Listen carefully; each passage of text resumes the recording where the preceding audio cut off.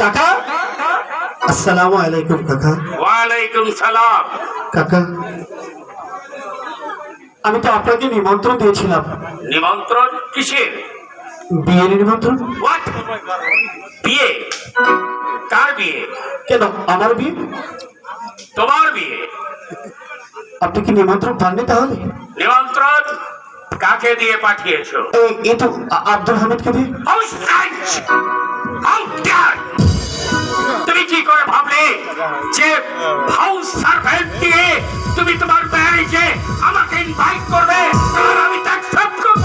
না মানে আমার হাতে সময় ছিল না, তাই তো আব্দুল হামিদকে পাঠিয়েছিলাম।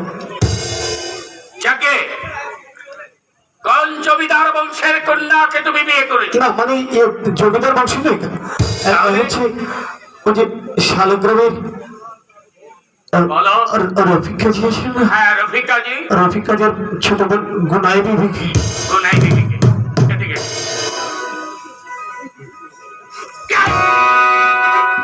অবদার্থ, তোমার দেহে জমিদার বংশের রক্ত বইছে আর তুমি কি করে সামান্য কাজী বংশের মেয়েকে বিয়ে করলে? অবদার্থ, বংশ গরিমা একেবারে ধুলোর সাথে মিশিয়ে দিলে। এ কি করে পারলে তুমি?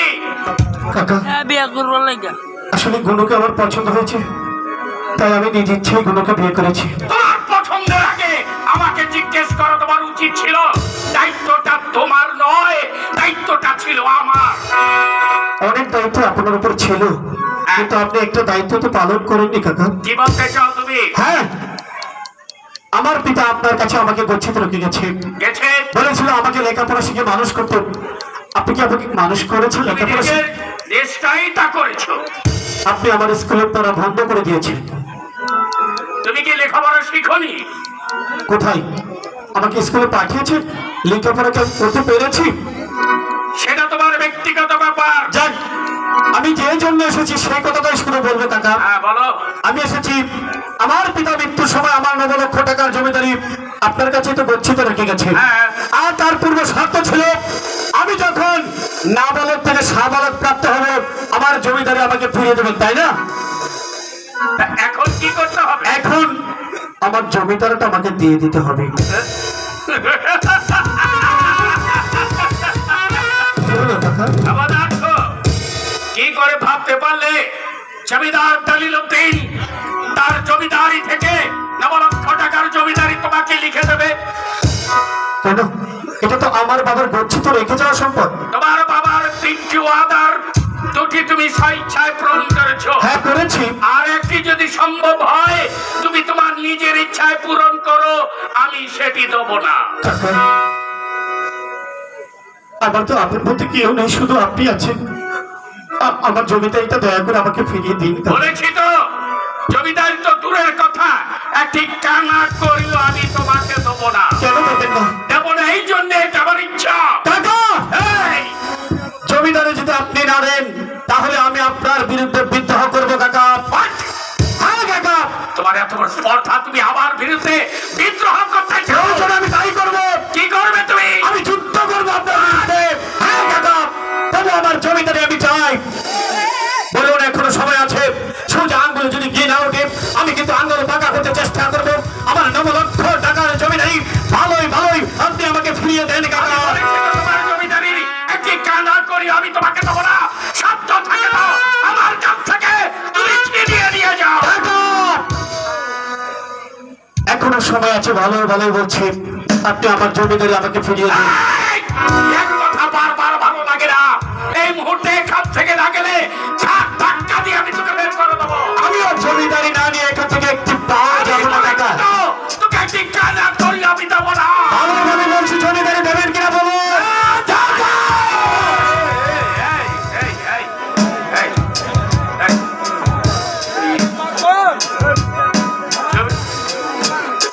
এখনো সময় আছে কাকা।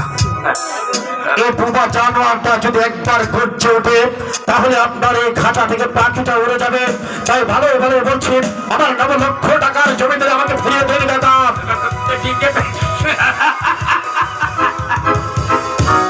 সত্যি তোতা মেয়া, তুমি জমিদার বংশের যোগ্য উত্তরসূরি হিসাবেই আমার সামনে দাঁড়িয়েছো। এখন আমি একটু পরীক্ষা করে দেখছিলাম কি পরীক্ষা 9 করছেন? লক্ষ টাকার জমিদারি তোমাকে দিলে তুমি তার রক্ষণাবেক্ষণ করতে পারবে। তা কি ভেবে রেখেছেন? দেখলাম সত্যি সে যোগ্যতা তোমার মধ্যে। তাহলে আর বিলম্ব হচ্ছে কেন? এই মুহূর্তে আমার জমিদারি আমাকে ফিরিয়ে দিন। দিতেই হবে। অবশ্যই। ঠিক আছে, কাল এসে আজ এক্ষুনি এই স্থানে দাঁড়িয়ে আমার জমিদারি আমাকে ফিরিয়ে দিয়ে তারপর আপনাকে যেতে হবে, নইলে কিন্তু আমি। ঠিক আছে ঠিক আছে ঠিক আছে। এক কথায় আব্দুল হামিদ, মোরা আইতাছি হুজুর, দানপত্র দলিল নিয়ে আয়। মোরা দৌড়াইছে হুজুর। হ্যাঁ, দলিল দে।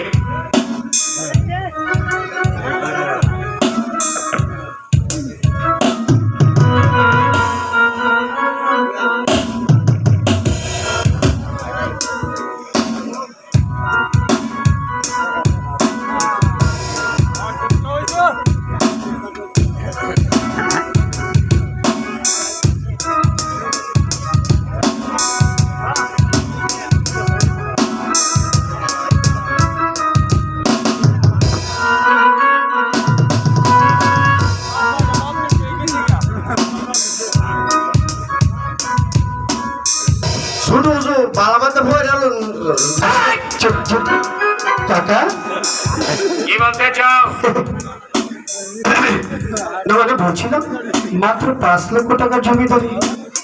আর বাকি 4 লক্ষ টাকা তোমার রক্ষণাবেক্ষণে খরচ হয়ে গেছে। একটি টাকাও খরচ হয়নি। তুমি কোনদিন একটি টাকা চাইলে আপনার কাছ থেকে আমি পাইনি। আমাকে নিজ হাতে রান্না করে খেতে হচ্ছে। আমার পোশাকের জন্য একটু টাকা পাইনি। আমি আমার বন্ধুদের কাছ থেকে ধার করে টাকা নিয়েছি। আর আল বলছে আমার রক্ষণাবেক্ষণে এখনো সময় আছে। ভালোই ভালোই বাকি 4 লক্ষ টাকা জমিদারি দিয়ে দেব। কাজটা ভালো হচ্ছে না। দিচ্ছি, ওটা নামাও। Lumayan na, dito na nala. Dola pa, dola. Dola. Dola lang ko.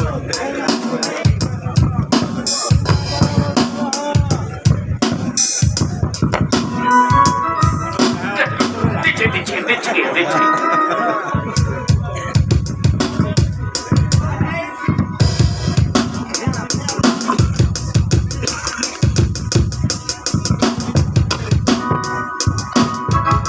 Suruh di sos panu, dekalun.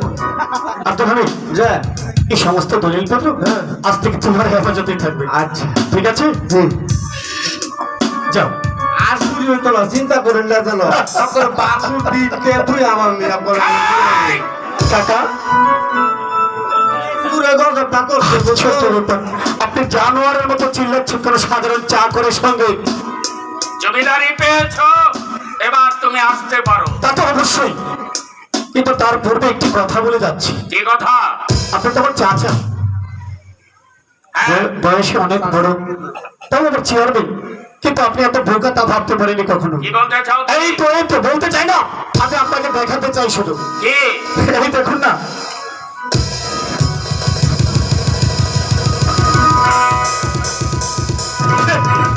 এটা খেলনা পিস্তল।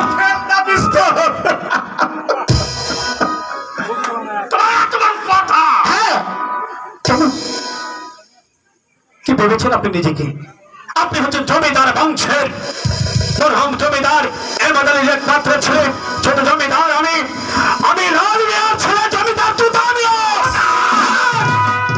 একটা কথা মনে রাখবেন, আপনার দেহে যে রক্ত সঞ্চালিত হচ্ছে ঠিক একই বংশযুক্ত আমার দেহে সঞ্চালিত হচ্ছে। আপনি যদি নিজেকে জানোয়ার মনে করেন, আমি জানোয়ারের বাচ্চা। আপনি যদি নিজেকে শুয়োর মনে করেন, আমি শুয়োরের বাচ্চা। আপনি যদি নিজেকে কুকুর মনে করেন, আমি কুকুরের বাচ্চা। ভুলে যাবেন না টাকা, আমার বংশ জমিদার বংশের রক্তই বোঝে।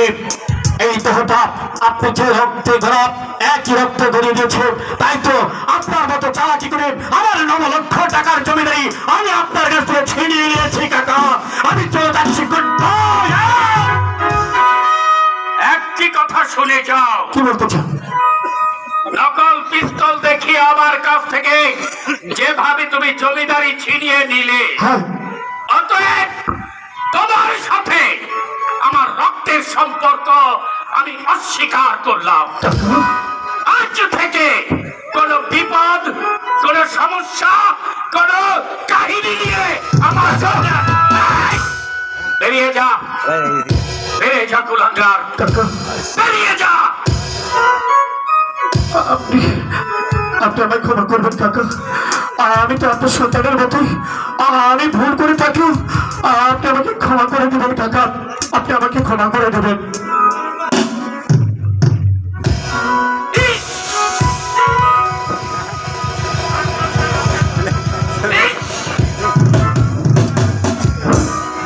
জমিদারি নিয়ে গেল একটা খেলনা পিস্তল দেখিয়ে। আমি একটু বোকা কি করে হলাম যে পিস্তলটাও চিনলাম না। কিন্তু আমার বন্ধু ডাক্তার রহমান খা যদি এই সব মুহূর্তে আমার কাছে থাকতো, হয়তো কোনো কাজে আসতো। কিন্তু ও এখনো আসছে না কেন? আমি ঠিকই সময় এসেছি দোস্ত। অবদার্থ, কাজের সময় কোথায় থাকো? আমি দেখলাম ওদিক দিয়ে আপনার ভ্রাতুষ্পুত্র তুতামিয়া বেরিয়ে গেল। হ্যাঁ, গেল। এসেছিল দোস্ত, এসেছিল তার জমিদারি হিসাব বুঝে দিতে। জমিদারি তো পিস্তল দেখি আপনার কাছ থেকে ছিনিয়ে নিয়েছে। তার মানে আড়ালে দাঁড়িয়ে তুমি সব দেখেছো? হ্যাঁ,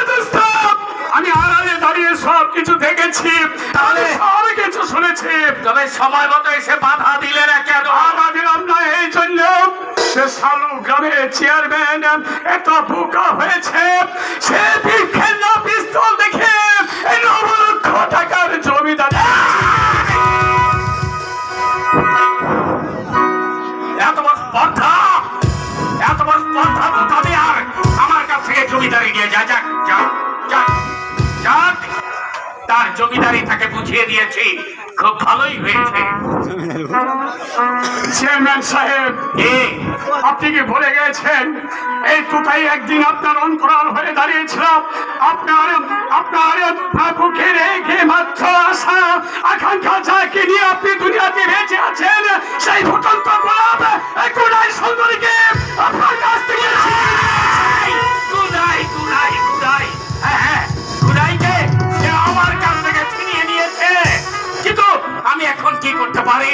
আর তাই নিয়ে ভাববেন না দোস্ত, সলে বলে কলে কৌশলে আমি যেভাবে হোক কোনাইকে আপনার করায়ত্ত করে দেব। তবে দোস্ত, একটি সুবর্ণ সুযোগ। সুযোগ?